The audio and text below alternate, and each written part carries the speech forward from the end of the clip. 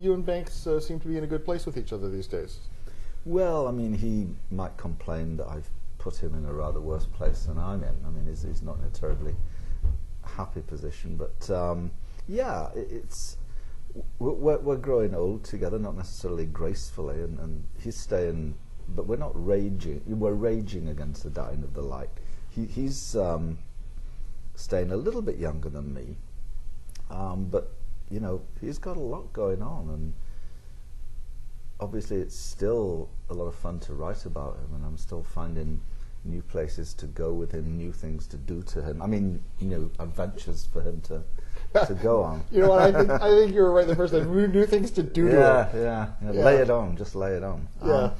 So as long as that goes on, I can't see not writing about him. I can see doing other things, but you know, I come back to him as long as he remains interesting. Let's get some of the basic plot stuff out. What adventures is he wrapped up into in this one? Well, it's funny, you know. I mean, it's one of those books where I really didn't want to say very much, but already there's been so many reviews and interviews that they've gone beyond where I would have gone. But basically, it's something that looks like a murder-suicide, a gay couple, and it turns out that one of them is involved in a local amateur dramatic group, and his partner, a rather mysterious figure, was at one time connected with secret services, with MI6 in fact, so he's a sort of retired spy, and that's when things start to get a little complicated for Banks, when he suspects that may have something to do with what's been going on. And on the personal front, when we last saw him, he had a nice little girlfriend, not little girlfriend, a very pleasant woman, Sophia. And he still does, yes. So he's spending a lot of time down at her place in London, and gets called back at the beginning of the book, and is rather dismissive of that, because it just appears like a murder-suicide. It's why you're calling me back from my weekend off with my girlfriend. And then, of course, when he says that it may be more than just a murder-suicide, he gets accused of trying to justify being dragged away from his girlfriend by making a mystery where other people want to think there isn't one. You make him sweat. Yeah. He really doesn't like spooks.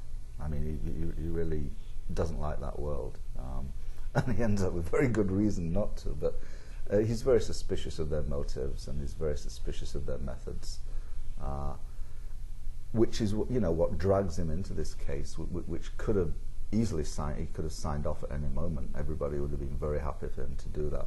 But you know, he's ordered him to at one point. Yeah.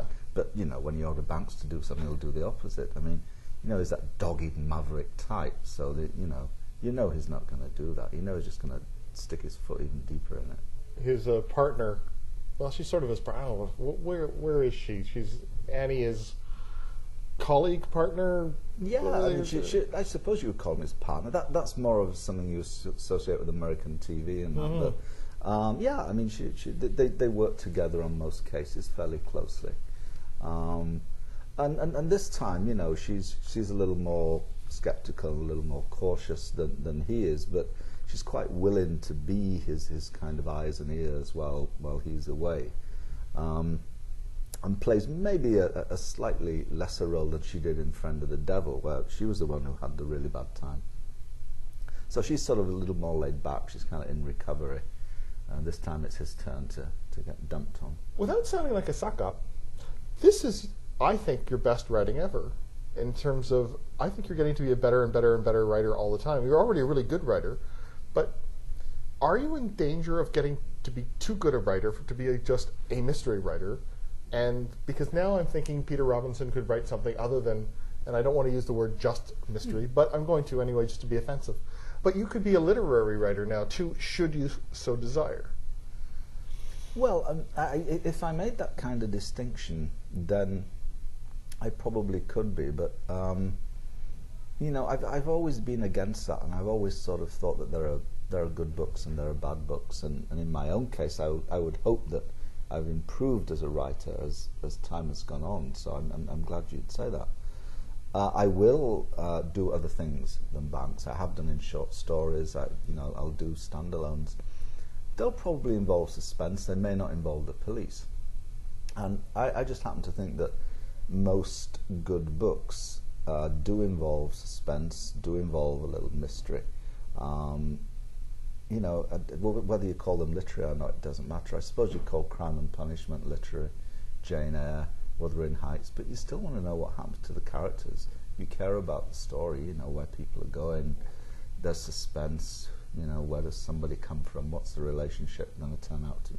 And that's what I mean. I don't mean necessarily Hitchcockian suspense or shock value or murders always.